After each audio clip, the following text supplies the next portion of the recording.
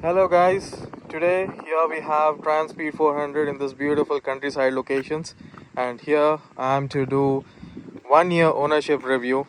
And this bike has driven for 8,115 kilometers, and I'll be covering all the pros and cons of this bike.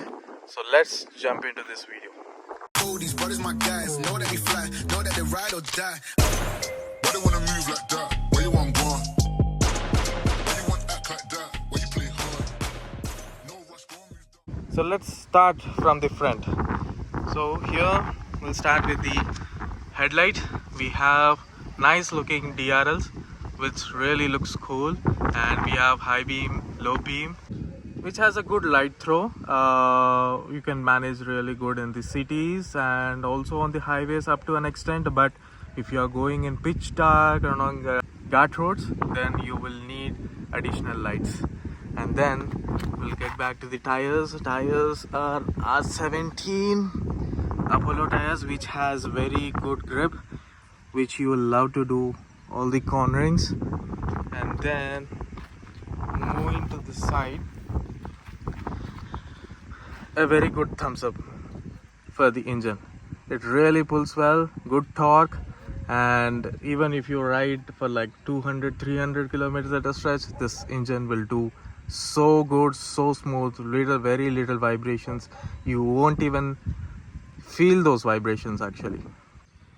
The only issue here is with the silencer, which makes a kind of metal rattling sound. We are not able to exactly figure out what it is, and even the showroom is not able to do anything. And whenever I take to the showroom, this sound stops.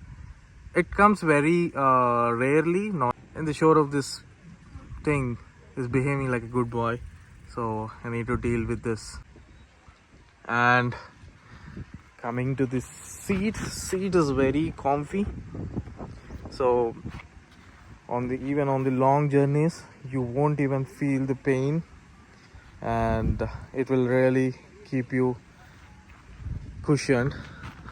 And coming back to the mono suspension, even though it is a very sideway adjustment, it will give you good suspension smoothness. And on the back we have very cool looking tail light and with weak indicators.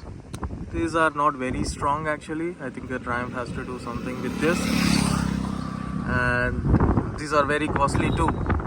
Each indicator comes around 1600, and including GST, everything, I think it will go up to 2000 rupees. Not sure, it's between 1500 to 2000. It depends upon the showroom what they are offering. So I didn't want it to change, so every time I put Fevikwik here and I stick it. Thinking about indicators, I have one more indicator having the issue, which has water inside. So whenever you do pressure wash, this water gets into it and it never goes. So it's there inside for the past 1 year. Thinking about the brakes, brake bite is very good. This is 4-piston brakes. Front brake bite is very good, and it really helps you in certain situations. ABS kicks in and it really saves you. But the rear brake is a bit weak. It should have been more. It should have got more bite on that. And coming to the speedometer, I don't know if you are able to see. There's a kind of moisture inside the speedometer. This is because of the humidity, and this is not a big really an issue. It goes away. And the other thing in the speedometer is you can't really rely on the fuel gauge.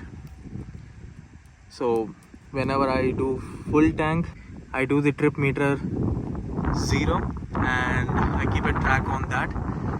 So whenever I cross like 250 kilometers, I'll be going for refueling again. So whenever I do, I do the full tank.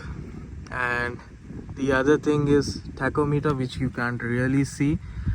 I feel like it's not really required. You have all the power, you just feel fun to ride this machine. So I've covered all the major points in this bike.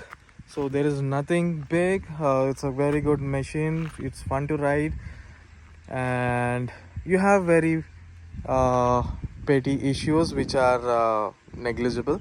But overall, I give a good thumbs up for this bike, and I'm loving it. So that's it, guys. Do let me know if I missed anything in the comment box, and please like, share and subscribe.